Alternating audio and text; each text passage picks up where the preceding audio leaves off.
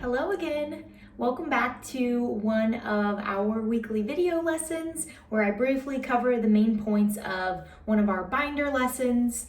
My name's Annie. I'm one of the registered dietitians with the KU Weight Management Program, and today we are going to be covering the lesson called Plate Management. So today you'll have kind of a takeaway of what exactly does a healthy plate look like, and how can you use that to your advantage to help you reach your health goals and your weight management goals? So let's get started. So plate management is a really good tool for just general healthy eating and also weight management.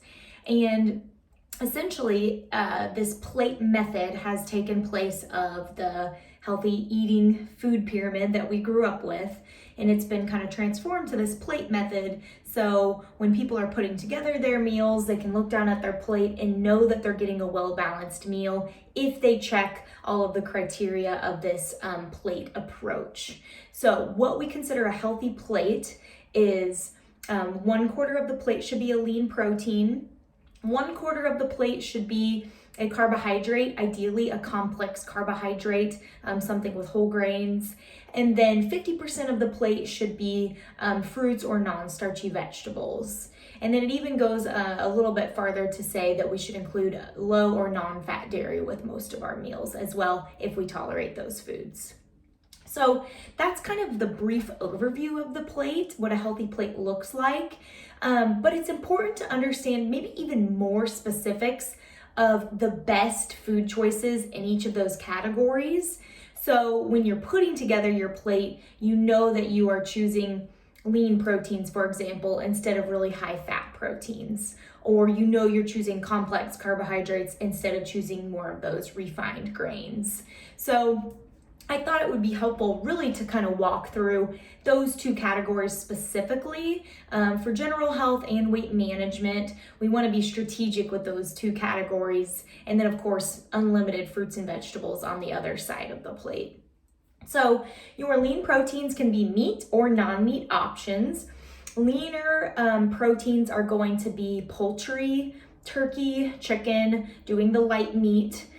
With those options. And then additionally, you can actually do lean pork and even very lean beef, up to 2 servings a week of lean beef. So if you're looking at ground beef, for example, you're going to want to look for the lowest percentage of fat that you can. For example, like a 93 or 97-3 split.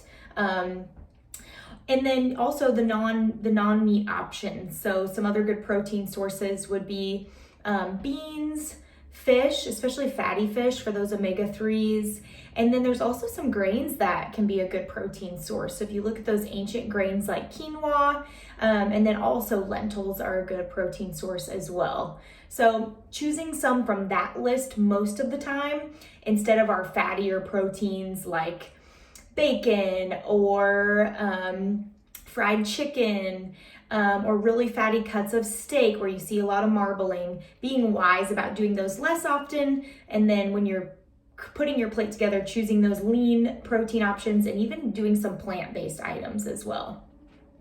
Now, carbohydrates. Obviously, this is kind of a hot topic in the weight management world, really just in the wellness space. People are conflicted about carbohydrates. But what research shows us is it is safe and it is healthy to have a small serving of them even with each meal.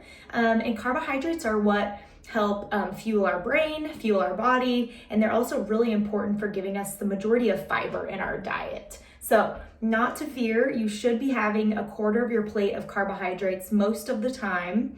And again, we want to be wise about which ones you're picking. So we want complex carbohydrates. That means starchy vegetables. That means 100% whole grains, such as whole grain bread, whole grain tortilla. If you think like rolled oats are a whole grain. So really picking those items that you see the first ingredient is 100% whole wheat flour. And then other quality carbohydrates that you can find, such as brown rice, that's another good one, whole grain pasta, quinoa. Those are the less refined, more nutrient-dense carbohydrates compared to maybe our refined carbs that we're more used to. such as your traditional breadstick.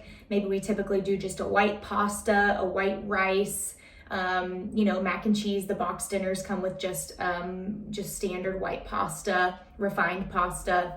So slowly and even in baby steps, kind of making the transition to some of those first carbohydrates that I listed instead of maybe our traditional refined grains that we typically do.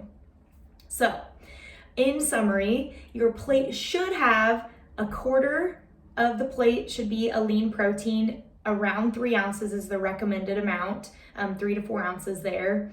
About a quarter cup or half a cup cooked of carbohydrates, that's the other quarter of the plate. And then the whole other half can be fruits or vegetables, whichever ones you love. There are none that are off limits. And that really supports our weight management goals in the fact that we have the majority of our plate is full of those really low calorie but high nutrient foods, and then we're still getting our essential macronutrients from the fourth of our plate that's protein and the fourth of our plate that is those complex carbohydrates.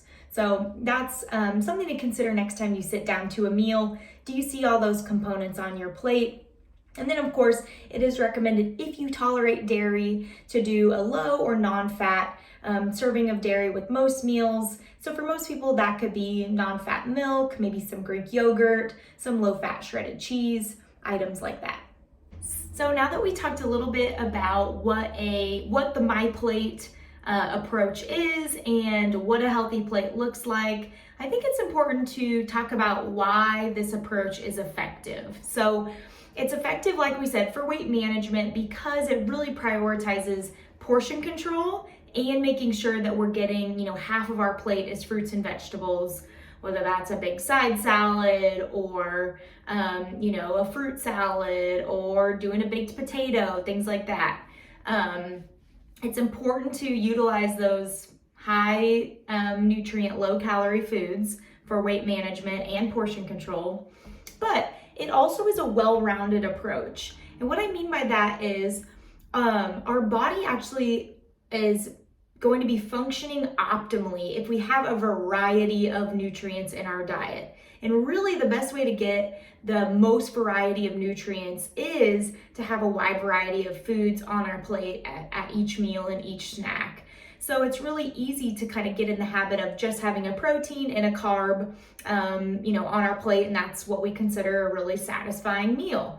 However, if we really work to factor in, the quarter of the plate protein, the quarter of the plate complex carbohydrates, but then also try to factor in, a large amount of fruits and vegetables, maybe some low-fat dairy, and then also being wise about which protein and carbs we're choosing, that really gives you an opportunity to make sure that you're getting a really well-balanced diet.